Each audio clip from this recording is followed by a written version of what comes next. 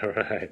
Just going straight in. It Yeah, just straight in. Billy, what's going on? How's your day? was good. It was good. You started working now, Finally, yeah, today's day two. Hey, we got a lot. We got a good bone to pick. Really good. I've been using the app every day. Oh yeah. How was it? How'd you Yeah, like it? really good. Really good. I want to go through things that I like about it and things that, just little tweaks that, oh man, it's going to be great. But yeah, did you work today? How's it going? Yeah, I worked today. I was sick for a few, like 3, 4 days, and I still have a bit of a thick mucus going on, so my voice might be a little low. But yeah, feeling much better. Started working again, and yeah, just busy. With CareNotes, you can see how many patients you're seeing per day. And it gives you like a little breakdown of the whole day, how many patients you saw, what you did. And I'm averaging like 20 to 25 patients a day. I mean, including hygiene exams. So, yeah, it's been busy. And you said you would actually, since we're getting right into it, you said you were putting it in your breast pocket right up here so you Yeah, could hear the. I used to use the Apple Watch, but Apple Watch, there's a bit of a delay where it transfers the transcription to the phone. So I just used the phone because, I'm trying to save as much time as I can. So yeah, I just hit transcribe and I just put it in my scrub pocket and just go in, do your visit. And yeah, it works. Dude, you'd be surprised. I've been putting it in my back pocket and it's picking it up. Back pocket. And it's still What? it's still picking it up. Yeah. You're standing up when you're working.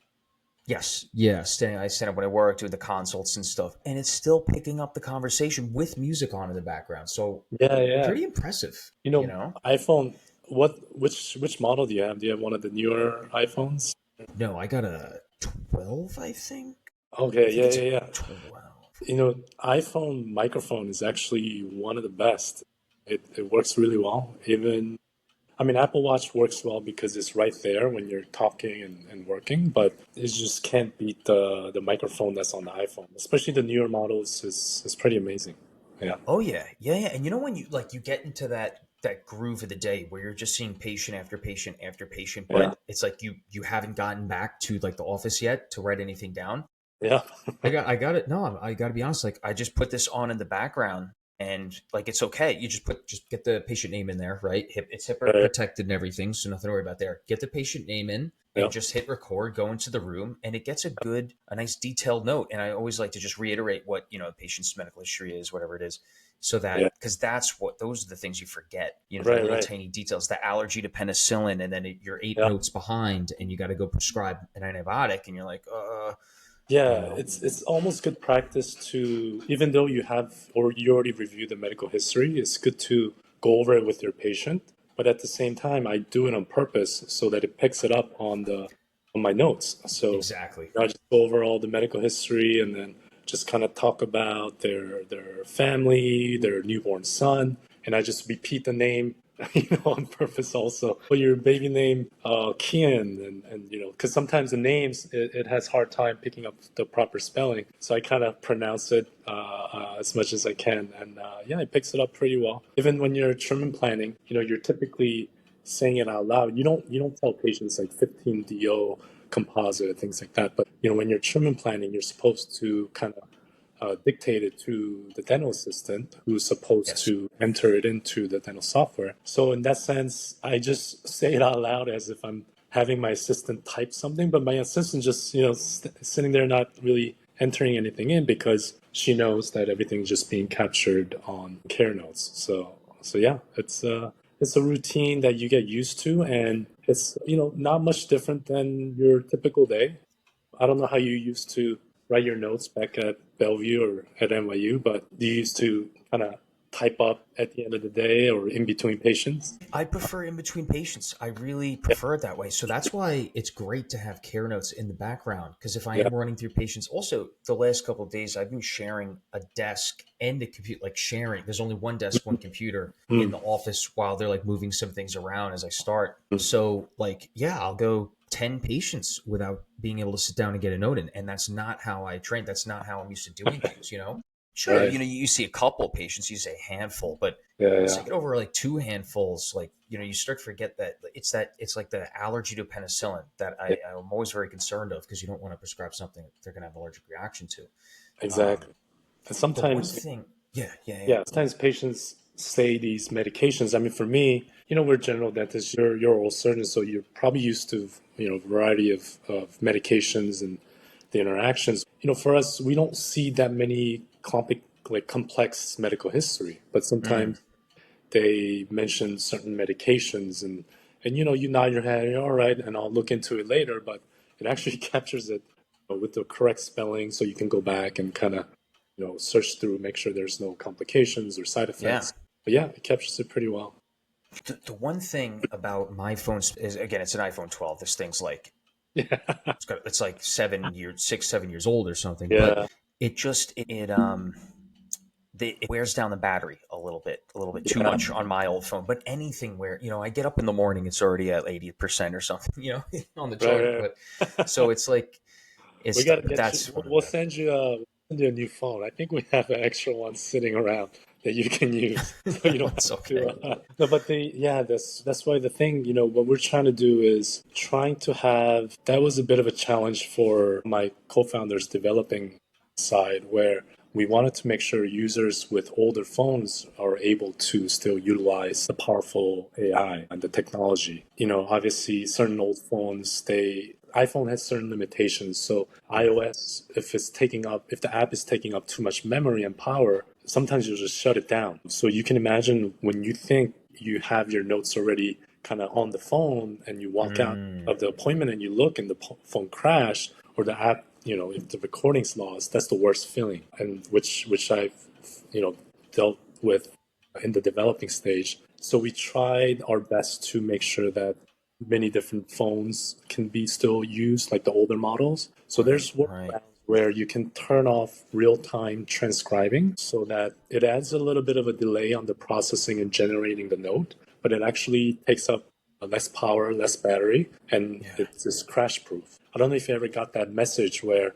it might have said, hey, do you want to turn off real-time transcribing because your phone is overheating or taking up too much memory. So you might notice that if you're stressing out the phone. So that's been a good workaround to making sure that it's crash proof and that the doctors Ah. don't lose their notes. Yeah, so Yeah. there's a Yeah. lot That's a of good point. challenges that we had to deal with.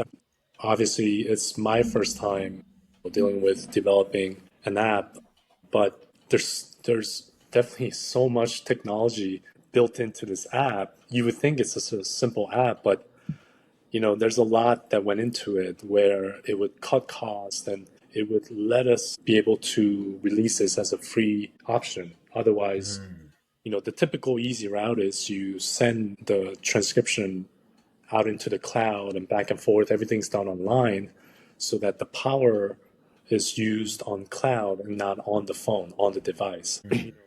There's two reasons why we did that is because we wanted everything to be local so that it's secure, so that there's no data going back and forth into the cloud. Yeah. So that's one reason why we kept everything in the phone done locally so that nothing's being hacked or things very secure. And then another reason is so that it saves costs. There's no operating costs if everything is done on the phone. Obviously, we don't have to pay for these tokens or having a cloud memory space. So I don't know the exact details of it, but if we were to run it on cloud, we would have to charge the users a certain amount of subscription. Right. That's we designed it purposefully, with all that in mind, thinking that we want to give this technology to as many doctors as possible. And only way to do it is you got to reduce all the friction of doctors adapting a new technology. That's the reason why we went with the phone, the mobile device, instead of setting up Bluetooth microphone in each operatory or having a desktop base, because then you gotta set a microphone and everything's tied to the desk. Right. So our Right. goal was to free doctors away from the desktop, being able to do everything on the phone. Like, for example, if I'm on my way home on the subway, I can review my notes and finish on the way home instead of Right. in my office for about 20, 30 minutes, whether it's reviewing notes or reviewing tomorrow's schedule, all that could be done on the phone. So, obviously that has to be integrated with the dental software, but at least the free version allows you to use it and still kind of just easily copy paste the notes into whatever dental software you're using. Oh yeah, and it's going to be super easy, super swift to get that once it is integrated. All it is just waiting for the integration. This is going to be great. Yeah, the next step is going to be fantastic. But hey, I just wanted to just to backpedal really quickly. Yeah, yeah, I we would just we jumped right into care I notes, know, right? which is excellent. But I want to introduce you a little bit. So Yeah, you're Dr. Billy first met doing general dentistry in Manhattan first, yeah. also Upper East Side. Correct. Correct me if I'm wrong. Right. Well, we met at well, very Well, we first met time at Bellevue. Yeah. at Yeah. Bellevue. Yeah. Yeah, I was attending there for I was going in once a week. I did my residency at Bellevue, and I think you might have been first year It oral was first surgery. year. Yeah. Yeah. Yeah. So you were rotating through Bellevue, and I was attending there. And, we would come in the morning, and there would be lines of emergency patients that just walked in. And I would have to, they asked me to kind of triage the patients and see who's true emergency. And if they are, delegate to oral surgery, or if it's something like a re-cement, and, obviously we would send the patient to our GPR side. So I was, doing the triage, and I see you walk in for the first time, and I'm friendly with all the residents, and I guess this must have been July. So you're coming in, or it might have been your first day at Bellevue, and I see this big guy, just coming in. I'm like, oh, whoa, who's this guy? I never met this one. And yeah, we chatted a little bit about the emergency patient, and yeah, you were super nice. You were ready to just take over, and I just had that good impression of you. And yeah, usually because the old surgeons there, the residents are always tired and a little cranky, and Oh, they don't want to deal you with met me a lot. right before I was tired. Must have been fresh first year, yeah. That's But right. That's right. yeah, that's where I remember you from. And then I, obviously I wasn't too active on Instagram, so I didn't see all your content or any Yes.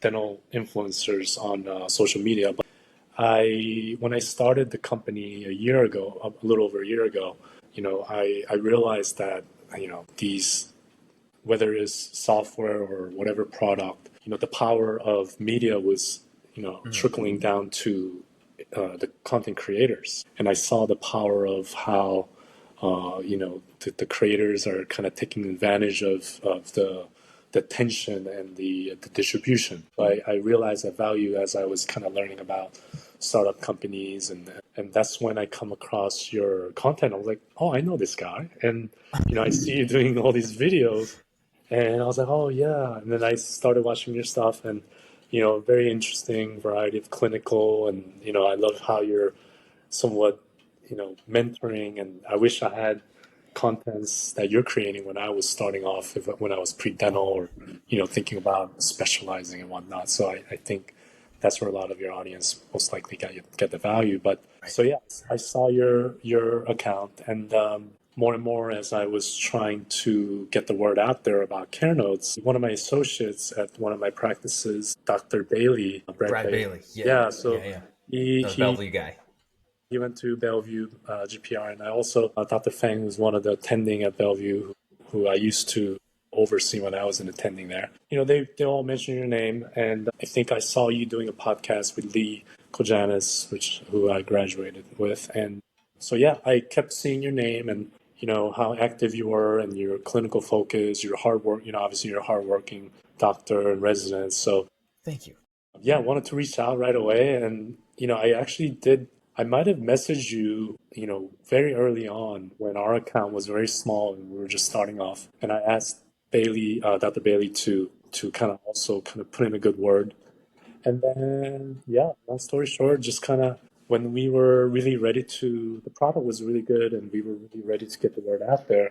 That's when we again reached out and talked about possible collaborations. And then, you love, obviously you have that entrepreneurship mindset, and you're really into technology, and obviously AI is the new trend that we all We missed. need it. Yeah. Yeah, yeah. So when technology, there's certain waves that come through in our lifetime, and obviously we missed the internet boom, and that tech waves. I've always been into technology and how it improves our life, and when AI was up and coming, that's when I wanted to really commit. And yeah, you and I just connected. We were talking about how AI can really, benefit us and benefit dentistry, and how it can really give the power and control back to, solo practicing doctors, Oh yeah. instead of, depending on private equities and big DSO groups, which,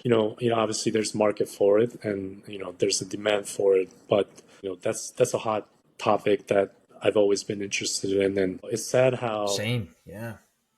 how you look back just even 5, 10 years ago, that's the typical, it's somewhat of a small business, dental office, and it's very relationship based. Hmm. The typical model is, you come in as a new associate in a family practice, and they mentor you, and because you're new, you don't know what's going on, and you get the mentorship from the owner doctor, and you commit, and you become part of the family, hoping that long term you would have some equity in the practice, or eventually the owner doctor will retire and pass along the practice, and the patients get the continuity of care. The patient care, quality of care stays, as best as possible, and I believe that's the typical, tradition that dentistry had. And just like anything else, I always use the analogy of like family-run businesses or restaurants or fine dining restaurants, and then there's the, obviously there's a franchise model, or fast food models. I'm not saying that,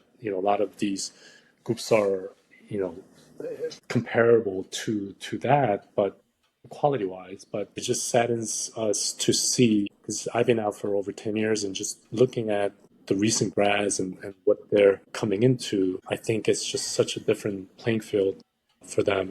And it saddens me to see that we're losing that core value, and the relationship based care, in a way. Because Yeah. yeah, The how you patient feel side of it. about that? Because you're just starting off, and obviously you're an oral surgeon, so it is a little different, where specialty practices are built on also relationship with general practitioner and so forth. But Right. there's many oral surgery, groups are coming out now, and DSOs are really, oral surgery practices are very attractive. I feel like to DSOs. So, They are.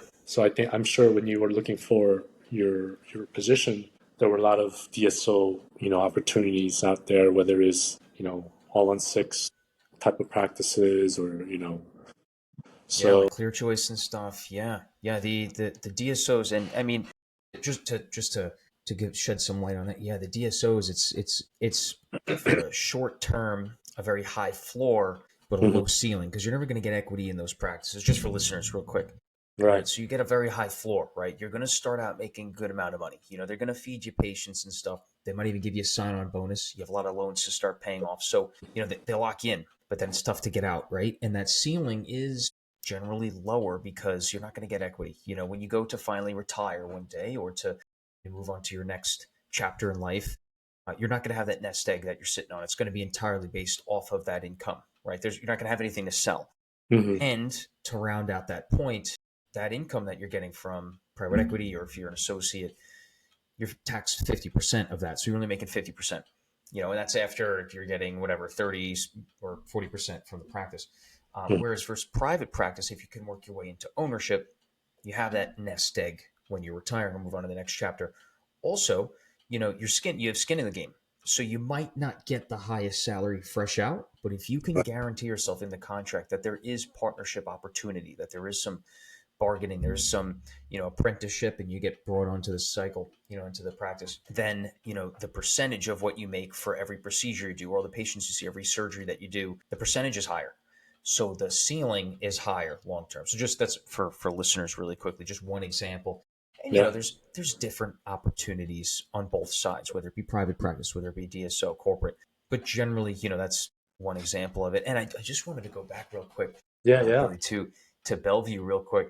That because I mean, you and I both know this, but for listeners, at Bellevue, that the urgent care, what we would call it, patients would start lining up for that at 6:30 in the morning. Clinic Yeah. can start till 9 or 10 some Right. days, right? So when you're triaging there for hours. You need all the help you can get. These patients are yelling and screaming. They're trying to cut the line. They're yelling at each other. And Some I of don't them are blame coming in with weapons. you. Yeah. Yeah. Yeah. Oh, it actually is crazy.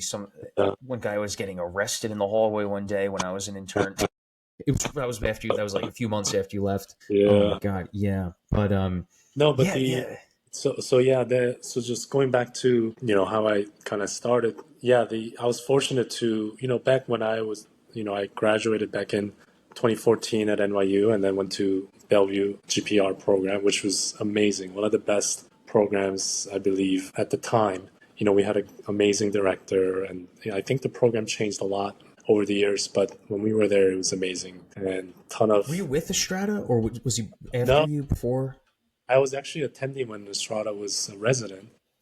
No way. Yeah, yeah. So we go way back, and there used to be an amazing director, Dr. Goodridge, and there's a associate director, Dr. Neal. I believe Dr. Neal might be still there, but yeah, it was an amazing program, and we it was one of the handful of programs that let you do implants, Mm. because there were so many cases at Bellevue. So that's where I got to really, pick up a lot of the surgical procedures, and I also did even before dental school. I was a dental assistant for about a year. I did the front desk. So I've been kind of in dental setting for some time. So when I got into dental school, it was very kind of intuitive. And I was in clinic, I was really able to kind of really value that patient-doctor relationship. So I used to keep a little notepad. Even back then, I was really obsessed with clinical notes. So I used to have a little notepad writing down, little personal details, and I used to confirm patients the day before because I was used Yeah. to doing that at a when I was working as a dental assistant. So that really helped me get higher case acceptance rate, and I was able to really fulfill my graduating requirements fairly quickly. And then, yeah, after that, even back then, I was really into technology, so I wanted to stand out. So that's back when Squarespace was just coming out. Mm. It's like a website building Oh yeah, I template. know Squarespace. Yeah. So I actually built Squarespace starting D3, thinking that I would use this website to apply and showcase my crowns and root canals that I did Mm. back then we used to do film x-rays. So I used to take a photo of the film and upload it on the website and have it kind of broken down almost like a practicing private office dentist, right? So Yeah. but then with that, I was lucky to find great offices who, when they interviewed me, they thought I was already a practicing doctor because they saw my website and the patient testimonials and reviews. Mm. So that gave me an opportunity to work at some amazing practices. And my goal was to work at as many offices as possible and then learn how to run the practice and then just start my own as soon as possible. Because I've always been into, kind of in business and operations, and I wanted to become a practice owner. And that's just, the dream, right? Owning a practice. And little did we know it's a lot of stress and a lot of management. Responsibility. Yeah. Yeah, it's not all, roses and sunshine. But that was my goal. And actually, my first job is the practice I'm partner of now. So I started there. I was working there 2 days a week. Amazing partners. They're somewhat transitioning out, so they're working 3 days a week now. Great, amazing doctors that kind of took me under and they kind of mentored me through. So I always kept that practice, working there 2 days a week, and then I kind of worked at many different offices. I used to work at on the west side, Square, Gramercy, pretty much all over Manhattan, and learned a lot. Um, and so I was kind of pick and choosing where I wanted to practice. And after about a year, I felt pretty comfortable clinically, and I learned the management side of the practice. So I wanted to start my own. But I kept coming back to that practice that I own now because they were doing everything right, like the way they care for patients and the patient Mm. experiences and the way the doctors take care of the team members, hygienist who's been there over 30 years, assistant who's been there over 20 years. So this Wow. was a really good, quality practice that really valued the people because, only way to be successful in any business is to have the right team and the right people, right? So, and that's the hardest part, finding the right people. And they had it. True. And I was lucky enough that they offered me a partnership and yeah, became a partner. And then after a while, again, I always wanted to grow and I love learning. So when I became a partner, Obviously our practice actually grew because we were referring out a lot of the procedures, and everything was kind of being kept in house, kind of referred to me, and then I would send the patients back to my partners because they're all just bread and butter cosmetic, and I would do a lot of the surgical root canals. And Yeah. so our practice was doing great, growing, and then I wanted to, I said, what's next? I wanted to learn more, and I was listening to many different podcasts. And at the time, Share Practices was a really good one that I listened to when they were just first starting off. So then I was really looking into the absentee model practices where doctors own a practice, but they manage and they hire associates, and sometimes they go into specialty procedures and whatnot. I actually used to work at an office like that where there was two owners. There were two owners of the practice. One was 80 at the time, one was 65. And, obviously they weren't practicing. One was in Florida, one was just kind of, coming in, writing checks and just handing it to me. And I was like, how is this possible? How are they, owning this practice and just kind of coming in and managing? And so then I kind of working there, I realized, oh, this is possible if you have the right people. And yeah, I kept reaching out to them, and obviously they had no reason to sell because they just managed, and that was it, very easy. So, but COVID happened, and then after COVID, they didn't want to deal with the recovery. So again, just having the luck I had, I just reached out to them, and they said, "Yeah, we're ready to sell, and we don't want to deal with recovery." But they said, "We're interested, but we'll call you back. Let me give it some thought." So we kind of hung up, and I was kind of nervous. Oh, maybe they don't want to sell. Maybe they're going to sell to the associates who are there. Obviously, that's the typical model. And they called back and they said, he said, I passed, and he said he went around, asked the team members because they didn't really care about their legacy and who took over the practice. Apparently, some of the team members, remembered me and said some good things. So they, I passed the little interview that he went around and did. So yeah, I took over that practice and added a chair there. There was a private office space, so it was 4-hour practice. There was a back private office space. We converted that to a hygiene room, and then just kind of grew that practice. Yeah, I've been very busy throughout the whole. And all this happened in the span of 5 to 6 years. I became a partner, worked in multiple practices, and I acquired this other office. That's done on my own. And then while my main practice is, we're 10-op practice, and we had 6 doctors. Now we have about 5 doctors. And yeah, the second practice, I don't practice there, and my dream was to set up this office and make it a very family-like environment where something that you don't really see in Manhattan, where Right. it's just like a small town vibe, like environment. This practice is in Upper West Side on 79th Street. Got That area is very family oriented, Right. and the patient's been coming in for years. I always told my team that let's make this a place where we want to come to work. If I left, for whatever reason, this office, I wanted this place to be the dream office, and I kept telling him, I hate office drama. Let's. That's the best way to practice, is to have fun, enjoy each other's company, and take good care of the patient. So I kept that culture going, and now it's very remote, and I have a great, amazing office manager there, and associates who are amazing, and we do meetings, and we talk about how we can keep that quality going. So that's, in a nutshell, kind of what I went through. And then after that second practice, I said, okay, I feel like I get the multi practice model, and you just gotta repeat. It's very time consuming, even though it sounds amazing, like, oh yeah, absentee model, and on the practice, it's not as glamorous. A lot of hard work, keeping the culture going, keeping the quality of patient care going, and the experience remotely is very difficult.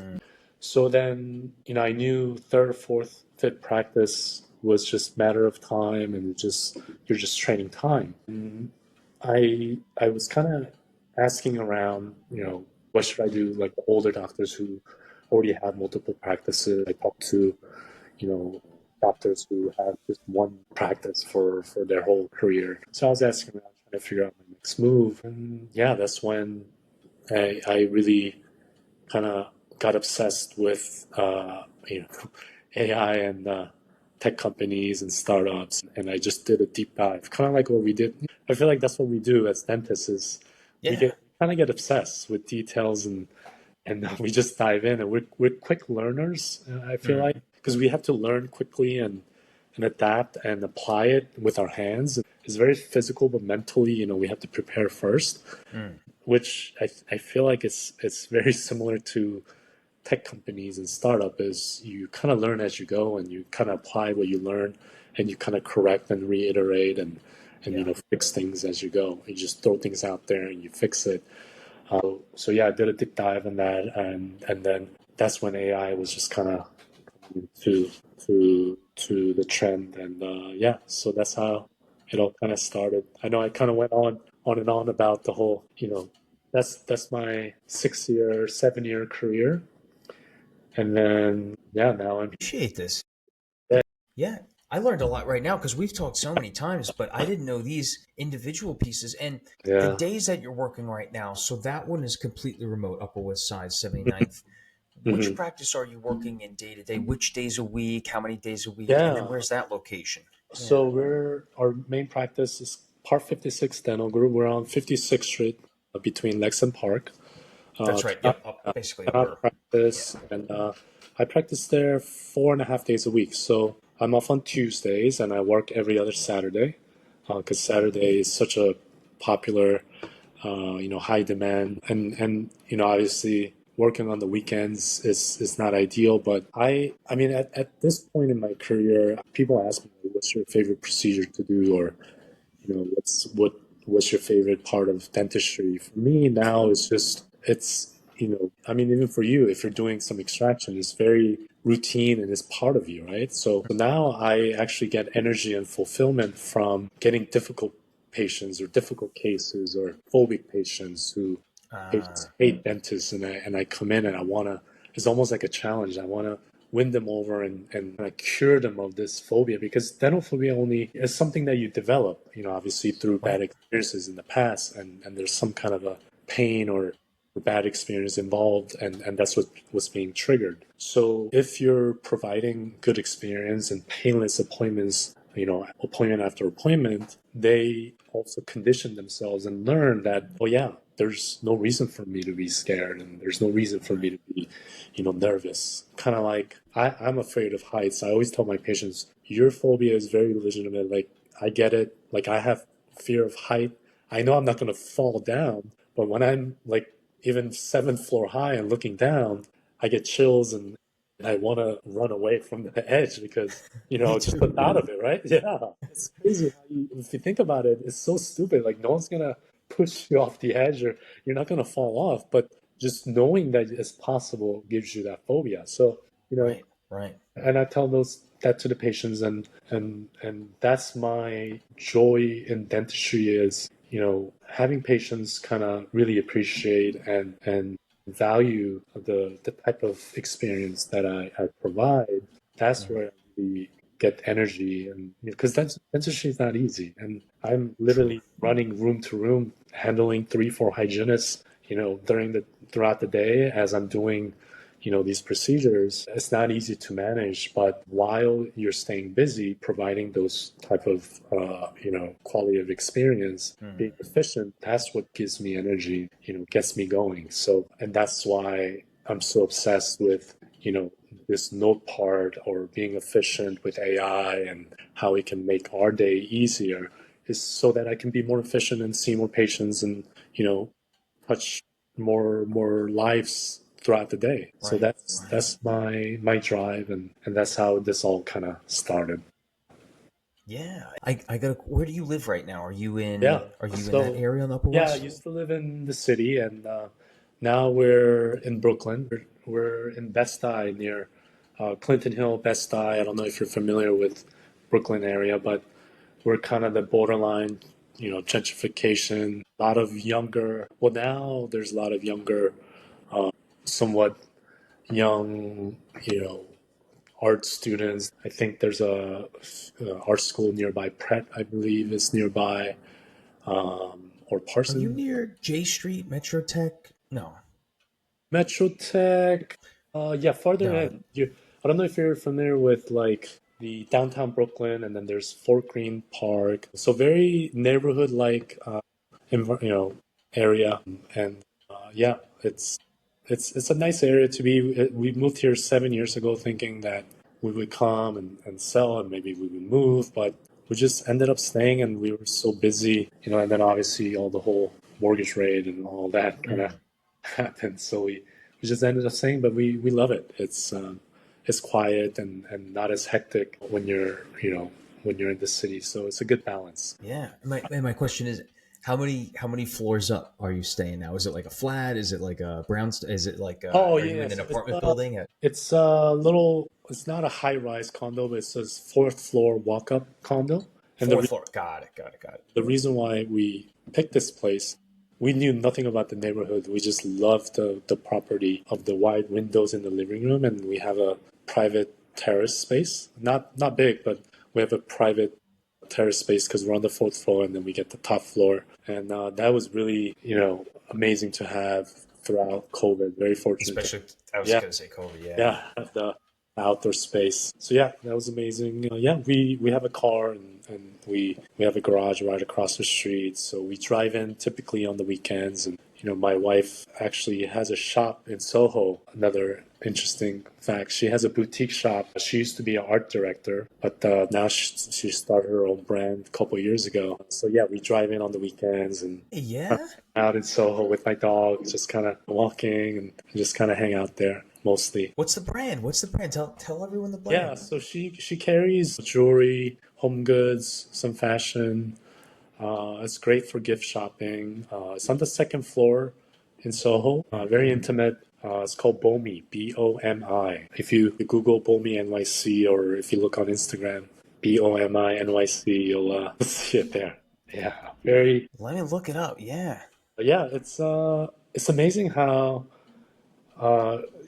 she had this organic growth over the years, and she sometimes gets featured on like strategists or gift guides, and then all of a sudden people come and just slowly getting, word of mouth. Yeah, that's our website. Nice. Yeah. Oh, I've seen these. Yeah. Yeah. Yeah. Every once in a while you'll see my hand with a cup. Yeah. And if you go on Instagram, you'll see like she does a lot of pop-ups with these smaller brands that everything is kind of handmade and very local. She gets a lot of design products from Europe, Amsterdam, Copenhagen, many from Korea and Asia, also Japan. Very Yeah, nice. yeah. So I'll if you get have, back to CareNotes later, but so I also had another thing. How were you able to commute? You said you moved into that area several years ago, and then you had residency, and then you started the practices, and then you've been. But you were in. There was a period, a couple of years, at least 1 year, right, where you were going up to Upper West Side, you were going up to Upper East Side, and then you were going, and you said Gramercy, and you were commuting all the way from Brooklyn that whole time. well, that's the thing. I take the G train, so my door-to-door commute to my main practice, 56 Lexham Park, is actually 35 to 40 minutes, which isn't too bad at all. And my first patient is 7:30, so I usually leave. I like to be early at the office, kind of at least try to be there at least 10, 15 minutes earlier to kind of, get settled and be ready. So I always leave about an hour before my first patient. I usually get up 2 hours before I leave the door. So this is something I started doing when, when I first started practicing. I was kind of obsessed with success and, being, doing those life hacks and things like that. So I read somewhere where if you can't be a millionaire, you just kind of fake it and follow the millionaire habits. And one of them was waking up 4:30 a.m. in the morning. And I'm not a morning person. I hated waking up so early. And I get creative at night, kind of like this. Like we're talking Mm. at 10 p.m. here, but that's my usual time. Is I'm a night owl, so I kind of force myself to be a morning person. So I started doing that, yeah, almost 10 years ago when I first started practicing there. And yeah, it kind of stuck since. And when you get up 4:30 in the morning, it's very quiet, peaceful. There's no distractions, and you don't get all these alerts on your phone. So you're able to sit down and really catch up on your emails and reply, take time to kind of think and kind of organize your thoughts, or listen to podcasts or YouTube. I'm always consuming like educational content online, but that's what I do.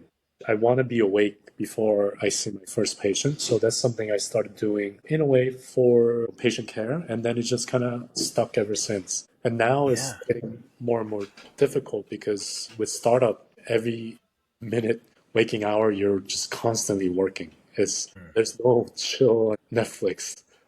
There's always something to do. Like even before this call, I was on a call with my partner talking about our marketing strategy and how we can get the word out there and what's Yeah. the next step for us. So it's just constant, work. A lot of dentists talk about burnout and you're just starting off, so you'll probably start to feel it soon. And I'm pretty sure you probably felt it in residency also. Would For you say sure. you were pretty burnt out before you even started making real money? Unfortunately, yeah, yeah, it's an interesting feeling because it's you haven't even started yet. But yeah, yeah, yeah. Yeah, and then you have in the back of your mind, you have all these loans, and so there's a lot of pressure. But burnout, I realized is at some point you're burnt out because you may not be as passionate about what you're doing right then and there at the moment. So, meaning when I first started working and, doing implants for the first time, it was hard, a lot of training, like, a lot of learning. But at the time, it was very joyful, and you're very happy, and nothing would phase you. You're tired, but you want to get up, and you're ready for the next surgery. Or even in dental school, when you're doing a class one prep, you're like, oh my God, I'm doing a filling, class one, Yeah. class two, slap preps. And, you're really enjoying it. And then eventually, it becomes routine, and then you slowly kind of want new things. And I feel like that's just human nature. And that's how I felt. Whenever I felt burnout, I feel like I was just getting too comfortable. And then I wanted to learn something new. It was always about learning, I feel like, and applying it. And that's what I enjoy the most. So with doing a startup, the amazing thing about it is I'm working so many hours, more than I've ever, worked before, but I'm not burnt out at all, and I'm obsessed. It's almost like when I don't know if you're into video games. When StarCraft was really popular, or Diablo, or Counter Strike. Like all you think about is the game, and you want to just Mm. wake up and play the game. Like, the moment you wake up, you turn the computer, you log in, and you start playing. It's like the same thing. You're so obsessed with it, and you're enjoying it, you're having fun, that there's no real burnout. But physically, I'm actually feeling it now, and I think that's one of the reasons why I was sick, that bad when last week, because I was getting 3-4 hours of sleep a night for a very long time, and I knew how important sleep was, and mentally also it wasn't. I could feel like I was losing a lot of the memories, and That's not good though. That's too much. Billy, you there? Looks like it's frozen. Can you hear me? Hello? Hello? Hello? Are you there? I'm texting you. I'm texting you. I don't know if you can hear me or not. Screen froze. Try signing back in. Yeah, there you. Okay, okay. Hey, I was just letting you know. No, I purchased. This is like I've had oh this yeah, purchased for yeah, yeah. 2 years. Yeah. No, That's we true. have the full. It's like those Zoom free version where you get kicked off after an hour. God, that was they were smart that they did that. It was Yeah, so annoying. that's how they get you. But yeah, that's my day to day now, is just really focusing on creating this value for Yeah. practicing doctors. And I feel like that's the biggest value and most rewarding thing is, yes, you're helping these patients. It's so rewarding, and it's so fulfilling.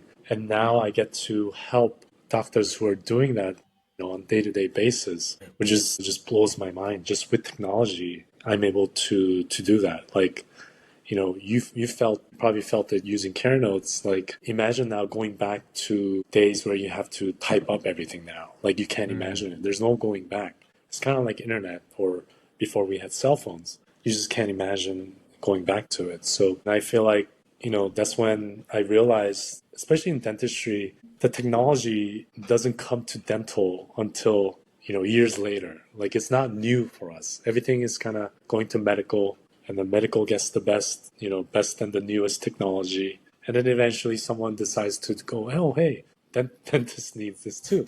And then they come in and charge us a ton of money and, develop something, right? So, and I always hate it.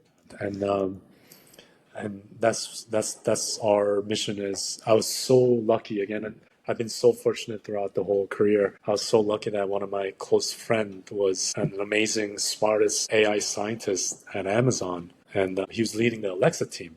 And it just turns out it's like the best profession to help us because it's ambient listening. So that's what Alexa does, and he understands the privacy and HIPAA compliance and how valuable this could be for doctors. So he saw the vision right away when I brought up the idea. And yeah, this was a little over a year ago, and he left Amazon and he committed full time to this. And yeah, he's been working, so he's also working more than ever. He's applying. He loves the stimulation that he's getting from this, because in the past, when you're in a corporate position, there's you can't be too creative. Everything is just kind of structured, and you're within that template. Yeah, the boundaries. Yeah, Yeah. exactly. For him, that was a challenging moment for him also because he's been in AI for a long time. And he also, when he came to see our doctors using the product, he saw the difference that he was making firsthand. So that to him was such a fulfilling moment. Right. So him and I, our vision and our fulfillment out of CareNotes, it just kind of, exploded and just became this synergy to create something really valuable and practical and that can make a difference today. Not something that you dream about or you put out a demo about, but we wanted to create something that AI can make a difference today instead of next year or down the road. Right. Yeah. So that's the reason why we started with clinical note automation. That was my biggest pain point because I was staying late at the office, and then the rest is just kind of slowly iterating and adding on more features. Yeah. Yeah. And when you look at all the tech companies, that's how they kind of start. Even Facebook, it was about connecting people or just putting profile out there so that they know who Right. they can, kind of stalk on each other's profile. And then Instagram, if you think about it, Instagram started as taking a photo and simply sharing it with your friends. This is such a simple product, a simple feature, and then it became a company. So that was what I was kind of studying about is a lot of these successful big tech companies started as a feature. So then what feature can we utilize now that can be improved with AI? And that was the clinical note part. And yeah, that's you've used it, and there's so many potential. Right now you don't have it, it's not released yet, but I'm using a version where AI is interactive. So we have Carrie built in the app where if I'm seeing, let's say, Jane for 6-month hygiene exam, before I jump into the room, I hold the button and I talk to Carrie. I say, hey, give me personal details about Jane Doe. And then Carrie would say, Jane, used to see a dentist in Jersey, but now works nearby, and walks to work and wanted to find a new dentist, and that's why she found you online. So just knowing that, and then it told me or she has a newborn who's turning, or actually she has a daughter who's turning 2, named Jill. Right off the bat, I just walked in and I said, "Oh, hey Jane, how you been? You just walked over, right? So convenient. How's baby Jill doing?" Just like that, immediate connection. And in the past, I used to open up a chart, scroll up to the previous notes, and then read the note, and then go At the computer, yeah, right? You have to sit exactly. down. You have to Yeah, open I it would have to up. You run have to back scroll through. I would have to run back to my office, scroll through, and then when I'm running back, my front desk would grab me and say, "Oh, Dr. Choi, this patient called, asking me, can you send this prescription?" And I could just pull left and right, And then I have another hygienist is waiting for an exam. So, all this is just, it's such an amazing tool to have. And again, I just can't imagine practicing without it. And we're trying to Yeah. introduce these features in a way that is intuitive and even, not tech savvy boomer can just download and use, right? Right. So Right. that's our goal, and that's our day to day. That's all we think about. Is just obsessed about how can we improve, doctors, problem and save time, Right. which Right. in return, give more time and energy back to the provider. In return, have them give them more energy and time to spend with the patient. In Right. return, patients benefit and improves the whole quality of care. That's our goal. Yeah. Right, right, and I'm loving it too. I mean, I hope I'm texting you whenever I get an idea. I hope Yeah. if you need just I just think of something. I'm like I got to send this to Billy, and I type it up when I fire it off. I hope. I mean, No, I I love could it. definitely do that some other way. Put it in a note and then text you in the No, morning or in the evening. because these But ideas come, and I do the same with my partner. I just throw it out there. Send it to me whenever you think of something, because, and this is what we've been telling and asking our users is, now we have about 3,000 doctors who mhm, downloaded the app and using it. And, obviously they're not using for every patient. Some are using for new patient exams. Some are using for every patient. So the use case is very different. And it's amazing how users use the app in a way that we don't even think about, because we have Carrie built in the app, and Carrie alerts us. Like, it's amazing how my partner made this, where Carrie sends us an email saying, hey, this user sounds frustrated, or hey, this user has a great idea, mm, and and you can customize your note template with Carrie. So you can tell Carrie, hey, I want to use this template for my root canal procedures, and Carrie will yeah, say, okay, do you want to use this template, or you want to move this and that? So it's very interactive, and so we in the app we put in a feedback button where we're trying to get as many feedback from dentists as possible, because doctors, hygienists, we love all feedback. Even right, we have physical therapists or estheticians sending us feedback because they want, they're using it in their day to day. And those feedback are so valuable to us, because that's what all we're trying to do is make the app little better tweaks for here the or users. there. Exactly. We want users to be delightful when they're using the app. So that's why we're really always, begging for feedbacks. Now that you're really, using it day to day, would love to get your feedback, and you'll see it as you're using it. It'll come to you at that moment, like, oh my God, why don't we have this? That we'll make it. We'll probably release it in a week. We had a feature where a specialist asked, can we have can Carrie generate a referral report from my notes, because it was a periodontist who wanted to send, notes back to the I referring actually doctor. just saw that button. Yeah, I Yeah, just yeah. saw that button today. It's We funny you we, mention it. we yeah, we launched it 3 days after, and we worked like overnight, and then we launched it, and he uses it, and he thanked us. And just to get that feedback loop is such a rewarding experience, and we love it. And a lot of the things that we don't realize is, these referring doctors, when you see, let's say you took out a wisdom tooth and you want to talk back to the referring Mm, doctor. Sometimes, we would text, or, hey, thanks for sending that patient. Apparently, all that is not HIPAA compliant.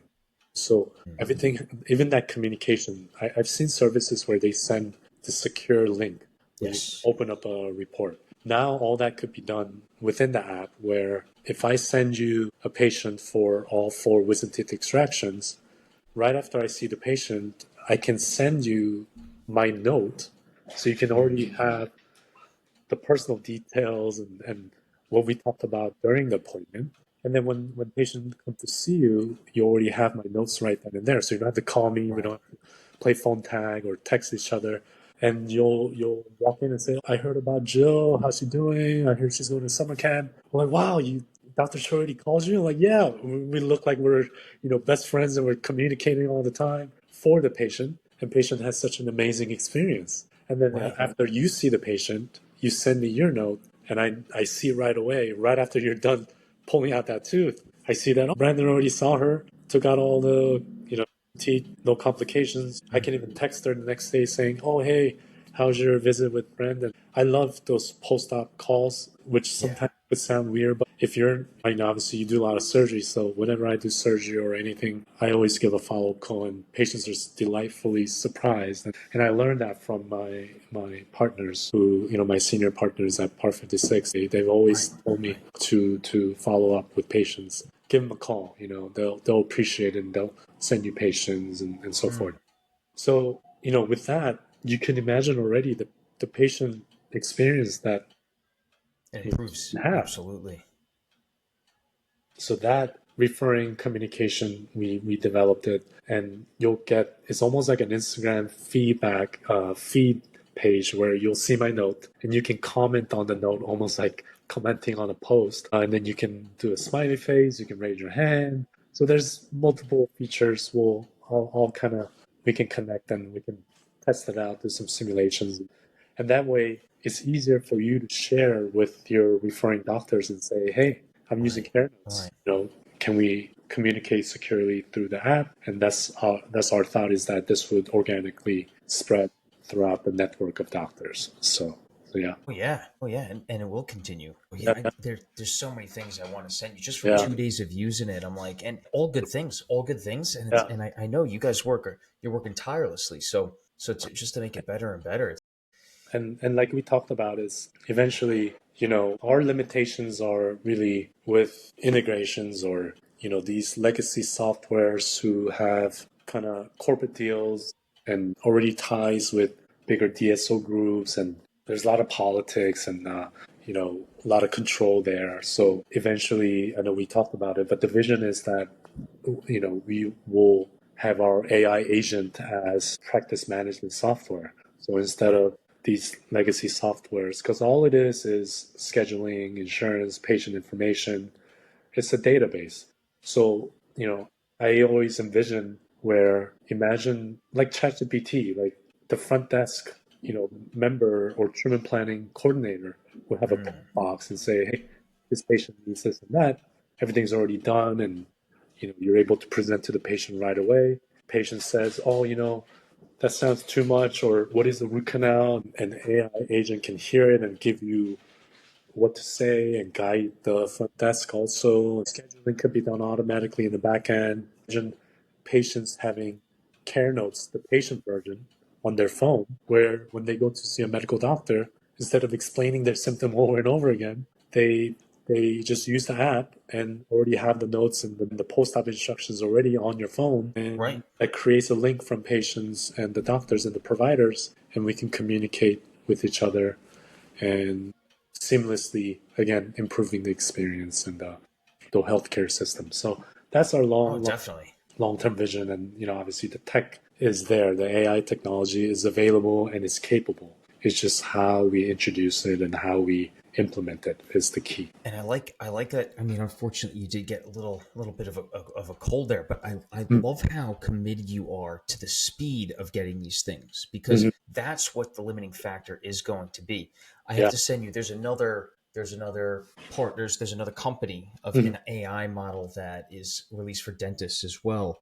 Mhm. I got to send it to you because Yeah. CareNotes is going to be able to do all of this at the same time, Mhm. depending potentially better too. Mhm. But the AI company and team that moves the fastest in all directions, because AI has the capabilities to do it, but do we have the capability to implement it and move with it and make the moves forward with it? That's Yes. it's going to be a both. It's going to be an everything, Yeah. right? Because the company that's going to purchase the AI model at the end of the day, just like when you purchase or say you start to work with a marketing company or a management company or a business company, you want the ones where it's like, oh, and I was just talking to someone, their marketing team does this. Can you do that? You want them to say, yes, of course we can do that. We've been doing that. We can do it this way or that way, right? You want them to say, yes, we can do it all. So that's another thing that I don't Yeah. even have to say it. I know you That's guys are doing that. that's where that's why we reached out to you for help, is we need to create a network of doctors who really care about what we're doing and how it can benefit us as providers. Because, like you said, it's a race.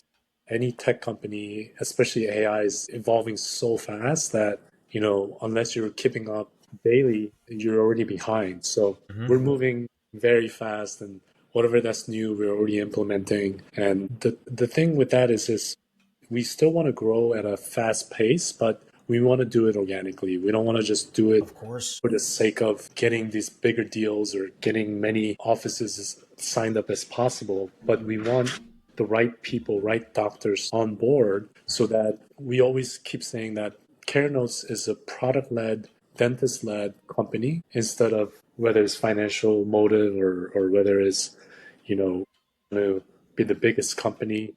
That's not our, obviously all that has to be kept in the back of our mind because at the end of the day, we still need the capital to do all these things properly. But at the same time, yeah, we do need a great network of doctors who really value the product and who can really give us good feedback and guide the company for us. Yeah. Contribute. So that's the thing Right. is, that's our defensibility is yes, there's speed, which we have and we're working very fast, but our biggest defensibility would be network of doctors that we have. We already have Right. 3,000 doctors. We're already in their phones and we have them signed up, even though they may not be using it every day. They're already part of CareNotes. So now we're reaching out to, I've been cold messaging those content creators who I feel like they're hardworking dentists who would value having a tool like this for free and kind of evolve with the company. I've been just cold, messaging. I'll send you a whole list. Maybe you'll have better luck than I have. But yeah, that's our goal is to get some help from people who already have attention, who already have an audience of doctors like yourself, or even aspiring doctors or hygienists or any providers who are in Mm. healthcare that can really spread this word and really spread this enthusiasm of improving patient care from the bottom up. Yeah. That's where our focus is, end user, and that's why we're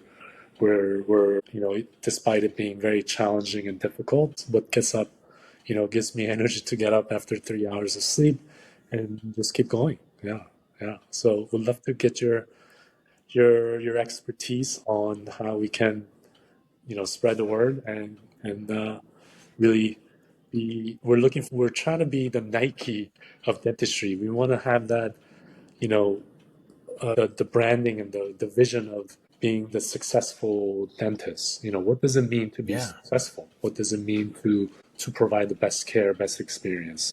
And when you think of that, we want people to think of CareNotes AI. So Yeah. that's our goal. It's a very it's a big aspiration, but we gotta aim high and hopefully we dream big and we get there.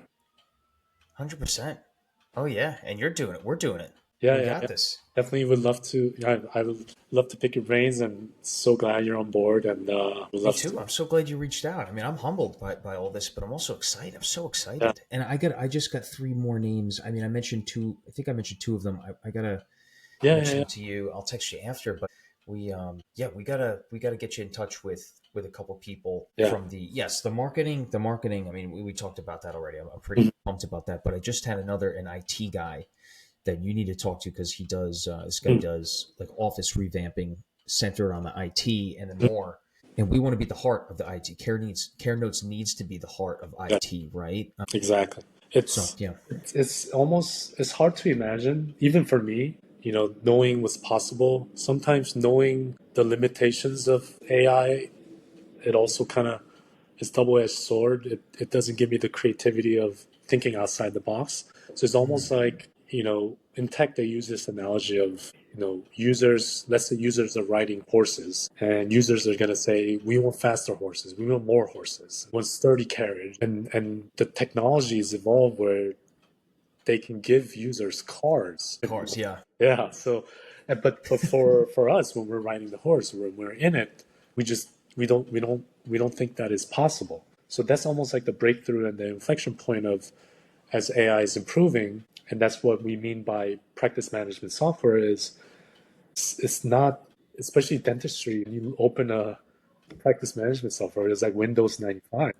It's such a outdated technology in a way, and there's right. new amazing companies coming out. I think there's many cloud-based ones that have amazing features, but at the same time, it's why is it that we don't have these technologies that we're able to use right off the bat? Why is it that we have to go through demos and why do we have to set up all these microphones and all that? We just need to get Right. it, just kind of start using and see the experience so that doctors can see, oh wow, we can do this. This is possible. Because without seeing even a slight possibility of what he can do, we just can't imagine it. And we don't have time to set up demos, and we're busy taking care of patients. So that's Right. our goal. Yeah. Yeah. Oh yeah. Hey, this is the beginning too, and we're gonna have more Yeah. episodes in the future. Yeah. Don't Yeah. think that this is There's yeah. there's so much to cover, and I try to get it in as many as possible during this short period of time. But but yeah, it's just so much to cover, so many possibilities, so many ideas, and even there's other great companies already coming up. Guys taking phone calls, making scheduling. Obviously there's companies that read X-rays for us. Mhm. All that, it's really helping dentists. I'm glad at least we are in a way getting technology much faster than what we used to get in the past. That adaptation in dentistry with new technology, I improved, and I'm really glad that more and more people are paying close attention to dentistry because with AI, it's all about solving boring, repetitive, you know, tasks, and there's a lot of it in dentistry, whether it's Yeah. insurance billing and whatnot. So And outdated too. A lot is outdated, yes, right? yeah, yeah. And people are just mind blown of how we operate. The people in tech, even Y Combinator, they talk about dentistry all the time. When I listen to their podcast, Y Combinator is, I don't know if you're familiar, but they work with startup companies and that they help grow and they always talk about how with AI you can have startup company go to dentistry and have them work, one day as a front desk or insurance coordinator and see how much improvements that you can do just by developing something with AI and giving the solution such valuable solution. So Right. there's definitely a ton of interest in healthcare in general, and I think the possibilities are endless, and I think we could do it right. There's many companies that kind of have different motives and certainly you hear a lot of stories about OpenAI, Yeah. this AGI and the intelligence that can fall into bad hands or use it a certain way. I think it's the same in healthcare. We have to really be careful of just with any new technology, we have to be careful how we use it and how Right. we develop it, and who better to guide us than providers themselves, right? The Yeah, most ethical, the only ones that are taking oaths for yeah. patient care. Yeah, I agree. So yeah, it's a journey, and excited to be part of it, and looking forward to hopefully with this, once we get some content out there, many will see and hear about CareNotes and have some interest, and maybe it'll spark some interest for them to download it, and because it's free to use. It's just amazing how there's so many things that we can say to the doctors, so many great things about the app, but it's just that's why I think content creators in general have so much power and say in what general public gets exposed to. Right. You think of like broadcasting companies back in the day and Super Bowl ads and these commercials, all that power, all that curation is now trickle down to creators like yourself. And we were talking about this, how for me, even to just be on, in public like this is not, something that I'm natural at and I hate doing. But even seeing patients, I remember when I first started seeing patients, I'm a shy person in general. I grew up, in Korea. I came to United States as an immigrant and didn't speak English. I was just in shy. Just in general, I'm a shy personality. I had to kind of overcome it with practice, even with patients. For me, going in talking to them was the Yeah. challenge for me to talk to them and look them in the eye and you know carry a conversation and that of course improve over time. And now it's just second, it's just Second nature. Yeah. So just like that, I feel like it's a muscle that you have to develop. And the whole reason now I have a reason to do it is to obviously get people to know about the company. So hopefully with this, I'll get better and better at explaining what we're doing and what we're aiming for. And hopefully this content would trigger some interest and it'll continue to spread and hopefully will grow and grow the right way. It's only the beginning. Yeah. Yeah, This is the beginning to it. it's exciting. Absolutely. Yeah. Think of how far you've come. You were saying starting shy and then coming Yeah. into being able to, eye contact and holding, second nature now. You're not even thinking twice about it. Mhm. And pretty soon, same thing. Same thing with AI app. Same thing with CareNotes. Pretty Yeah. soon, second nature. Oh Right. yeah. That's the goal, and that's what I study and I learn about. And yeah, it's fun. Learning really, I think dentists, again, in general, we love learning. And that's why we go to all these CE courses and study clubs, and that's why you specialize, because you wanted to learn more about the oral surgery. And now obviously you'll learn different things like managing patients, managing your time, your schedule, and providing the private office experience, working with assistants and front desk, how you can motivate and encourage them to do better Right. for patients and work with you.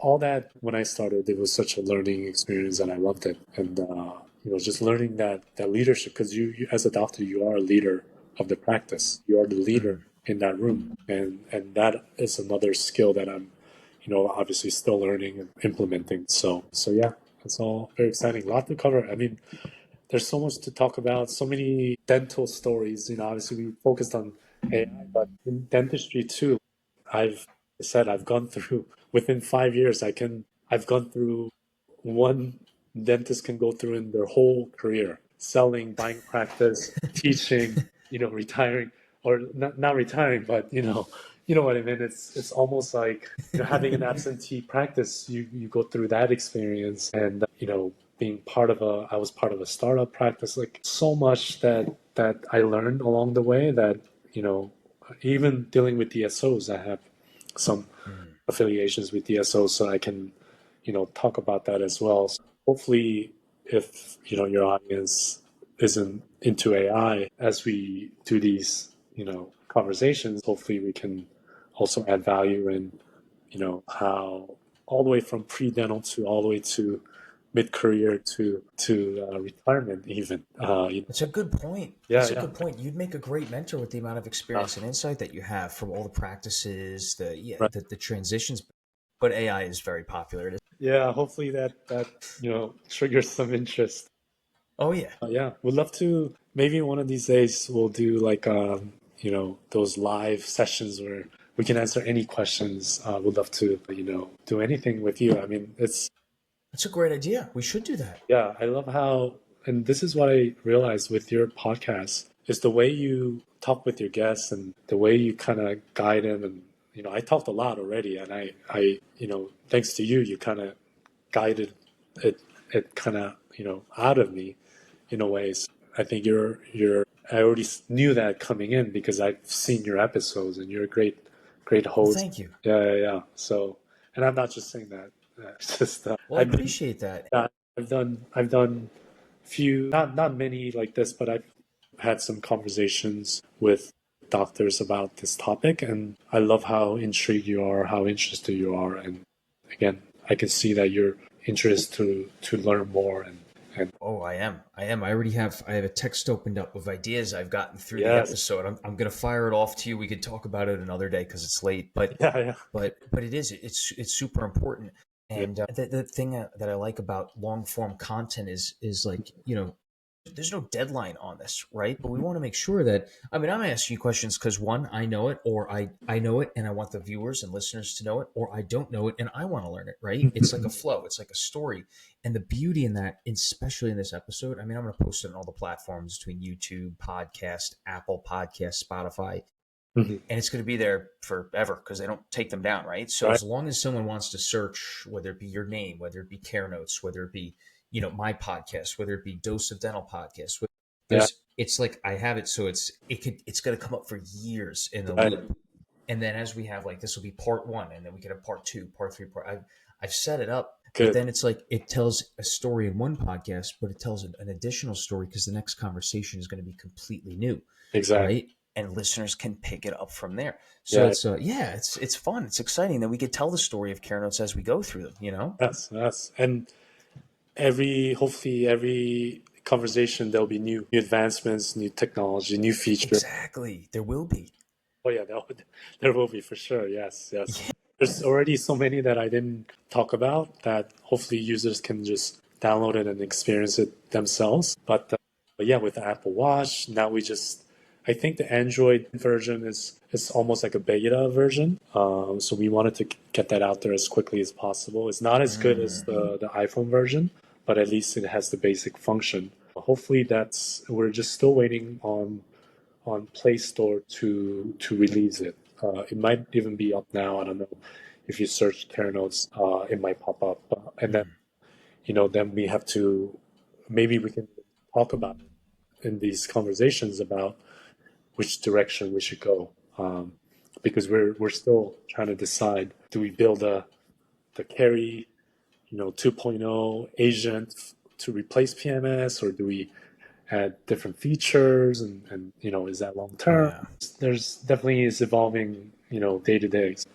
So we'd love to have you involved in the conversation, and more doctors who's interested. Even if we post something, if they comment, that would be helpful also. Even just for anyone to just comment on our post, that would be Yeah. helpful, just like a feedback, and that would guide us. And if they're really interested, I'm open to connect with anyone and discuss. And obviously I love talking about this, and I'm very passionate about applying the AI. So yeah, we'd love to keep the conversation going.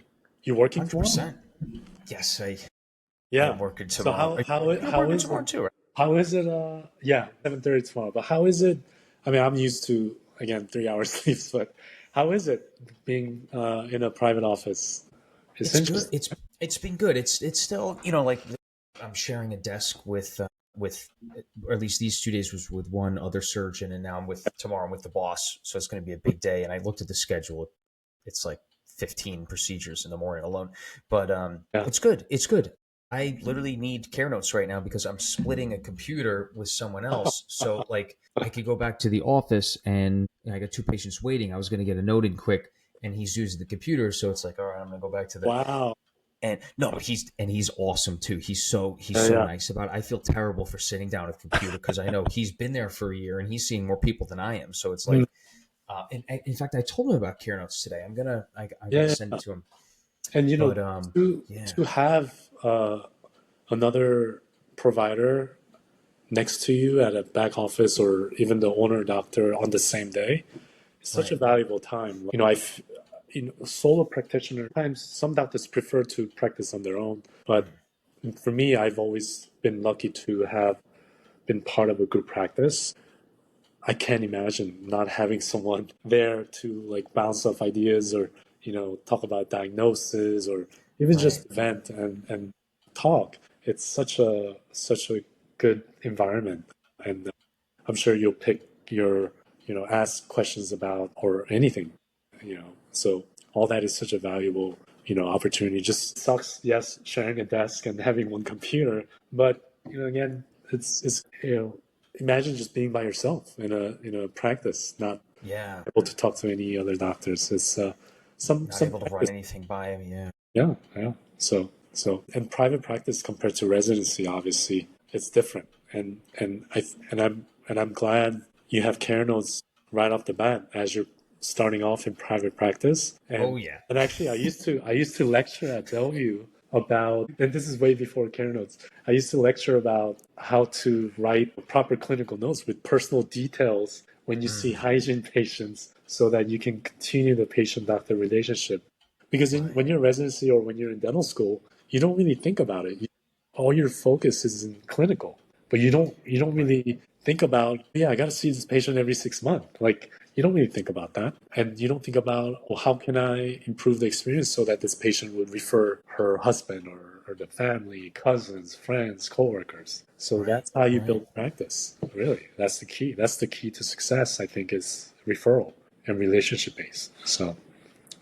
And yeah, that's our, and again, I always use Duolingo as a comparable app. Like Duolingo is such a simple app to learn a language, but, and I love what the founder said, Louis, I think Louis Von On, he said, Mm. and he tried to not charge for Duolingo for a very long time Mm. because his belief was that every human being should have a right to learn a second language. And that's why, and this guy is I genius. Like like that. he's the guy who, very interesting guy. He's the guy who developed, he's genius. He's the one that, in Google, when you used to sign up for Gmail or an account, you would have to, there's what's called CAPTCHA, or you have to type in whatever letter you see in a, in an image, or you have to click motorcycles or cars.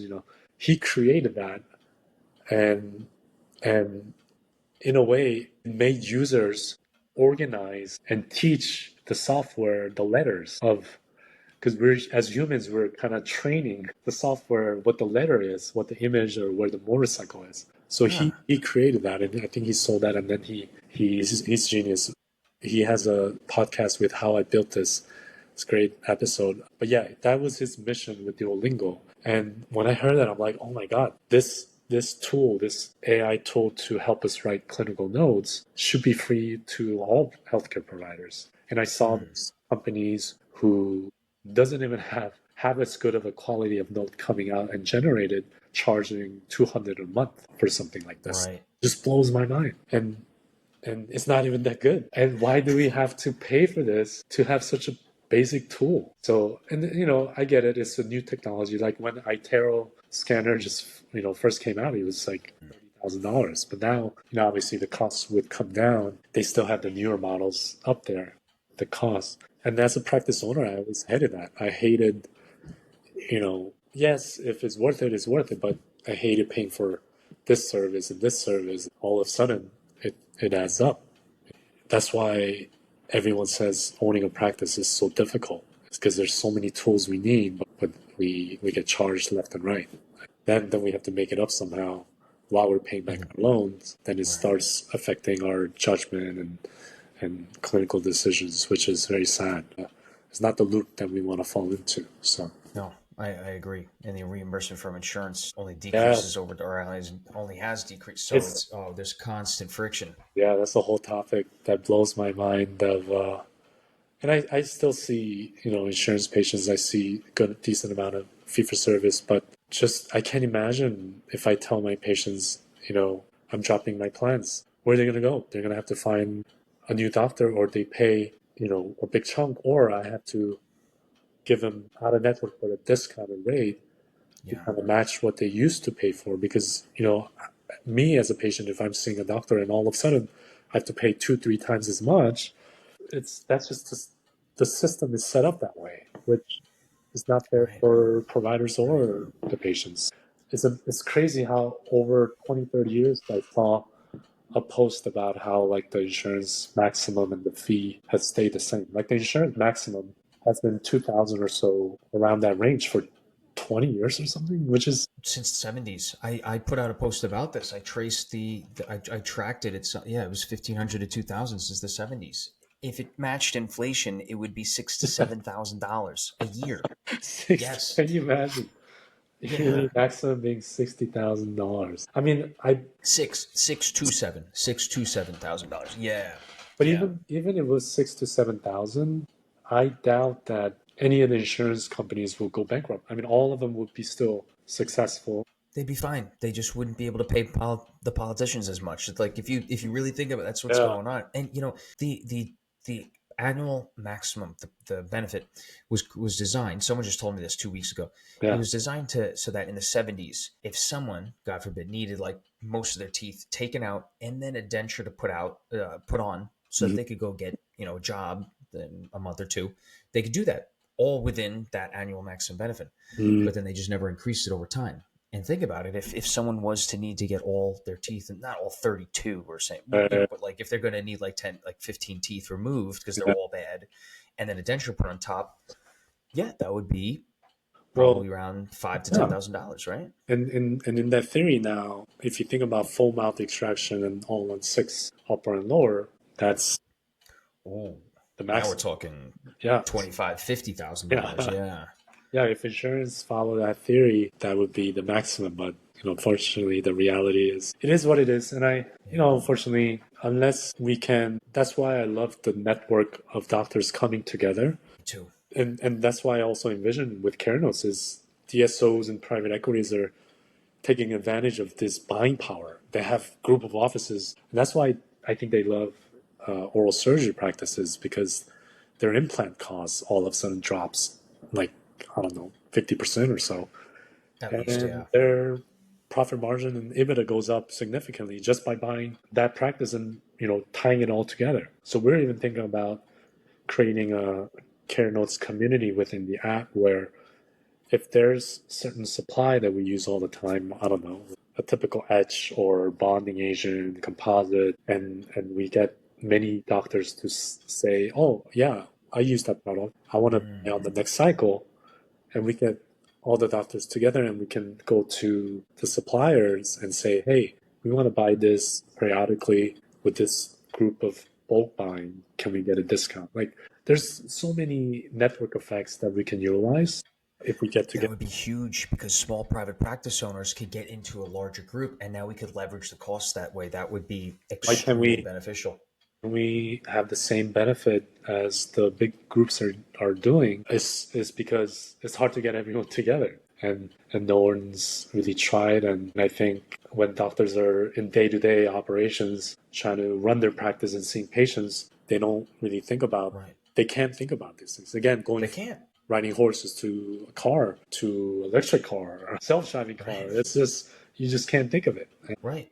If this discussion sparks some kind of a possibility, that's what it's all about. It's just Oh, it is. uh, Yeah. And just running on that thought, because we do think on the same wavelength, and I love coming free first. You get the yeah, feedback, you build it to where it can be, and then the add-ons can be sold subscription based later, potentially if you sell it in bulk, because it can be implemented into the software that you're yeah. currently using for management. But on that same topic, I Mhm. do think that insurance is the root cause of a lot of the problems that healthcare is facing right now, and I don't see it getting better.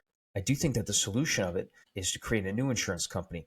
Mhm. And I actually, this is a can of worms we can open for another day, but I just wanted to point out you were saying creating a group, a community, a network of doctors on care notes within there to allow that leverage for the buying power of composite materials, Yeah, alginate, implants, whatever it may be. It would also be interesting if within that community, because my goal one day, 10, 20 years from now, is to create an insurance company where we could actually have all the money that goes into the pot, the patients that buy the insurance, hmm, it goes back, it actually reinvests in their care, unlike what's going on right now with hmm, insurance companies, right? We use AI. This is the whole preface of it. We use AI to limit the administrative costs that all these insurance companies have, right? AI could easily take out 90% or more of those costs. And now, literally 90% or more of whatever patients pay for, they get back or more, right? And the way we do it is by taking that feedback from every dentist and say, oh, you feel that this should be covered? Excellent. Let's get on a call. Tell me why. Show me why. And we yeah, determine if we should, and then we could put it in like the code book, the rule book, whatever, on this date, using this provider's advice. And now it recruits providers together to exactly. make the improvements in the insurance company together. And the way it will work, I actually create an algorithm. I'll show it to you. I used AI to create the algorithm, but we bring it down to geographic location. Mm. And I don't know, just long Mm. story short, it would actually encourage providers to go into and work for less fortunate, less Ah, underrepresented yeah, yeah, communities, yeah. because the wealth distribution, it'll be based on the wealth in the area, but then also divided by how many providers there are in the area. Mm. So, like dentistry, there's like this conversation going on with dental therapists. Like Yeah, this will allow yes, people in underrepresented. That won't work. If you look at what CRNAs did, you got CRNAs working in the city now. So it was made to go get people access to anesthesia out in the middle of, like, I don't know, Idaho. mm. And it works to an extent. But now you have CRNAs taking anesthesiologist positions in like the middle of Manhattan. I've seen it. That's what's Mm. going on. That's what will happen with dental therapists if they make them able to do certain fillings and stuff. The way you get it done is incentivizing providers to go out into the areas. What's the best way to do that? Financial incentives. But if you create an insurance system that's actually fair, right, and Uh, it makes it based off the geographic area location, like the mean average household income, also by the geographic size of the space, how many the population is, but then the number of providers. And yeah, so it factors it all into one algorithm. We can feed that into the CareNotes system. We create a yeah. community. Anyway, so That's a great just idea so keeping because the back end. yeah, there's so many underserved populations, and that would again give incentive for providers like maybe a younger recent grad that are willing to, maybe compromise their lifestyle and go to these underserved areas and really provide the care there, and then maybe they like it there or they move on, but at least yeah, it Right. brings them into those areas. And yeah, that's like I'm just thinking like I used to do these dental mission trips out in Oaxaca, Yeah. and imagine there's a ton of incentive to go out there up in the mountains and provide care.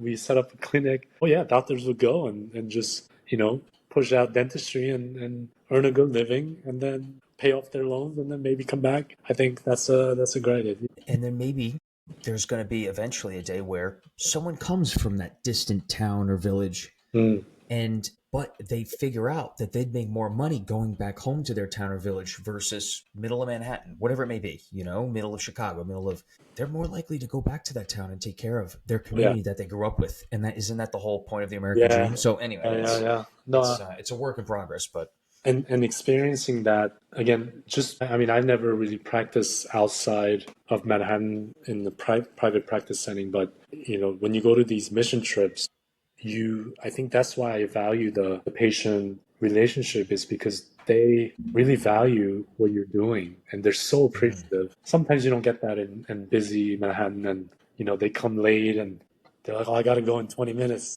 do it quick. Like, sometimes you get that every now and then, and I'm just part of their life, this little piece of dentistry, mm, and not as appreciative as if I was practicing back home where I'm from, a small town in Washington State. It's a big difference. And some it's doctors give and take. rather Yeah.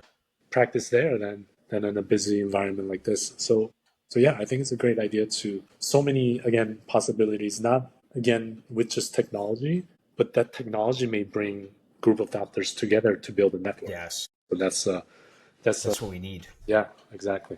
That's what we're That's what we this need. is a Yeah. network that we're starting right now. So we need to keep it going. Yeah. Oh yeah, big community. But hey, Bill, we should probably Yeah, man. get we going we get go ready for all night. tomorrow. I gotta go make my lunch for tomorrow and stuff. This is a great talk though, and I got to learn so much more about you that I didn't even know. I mean, there's so much that I learned, I respect, and I Yeah. admire I mean, in the movements that you're making.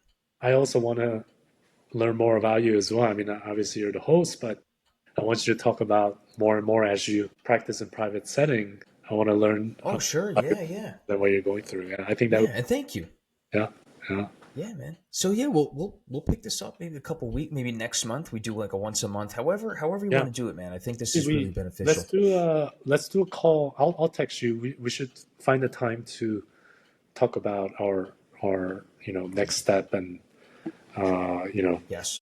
how we can really strategize building the network, getting the word out there. So I have some ideas, and I want to hear your ideas. I'm sure you have, like you said, you want to introduce and connect us to some people. Yeah. Let's connect. I'll shoot you a text. We'll find a good time. Yeah, maybe Friday or Monday. Okay. Friday or Monday. Yeah, let's see when you Yeah. can. But I'm always 24/7 care notes, so I'm ready to go. perfect. Go. All right, Billy. Good stuff Awesome. tonight. I'm gonna send you the text of those ideas you got, and yeah, just text me back tomorrow whenever you get Yeah, a chance, and this we'll was look at great. Friday or Monday. This was fun. Let's do it again. Yeah, man. We will. Yeah. All right. All right. You And have a good night. Okay. yeah, good night. Get some good rest. Yeah. You too. You Yeah. too. Bye. All right.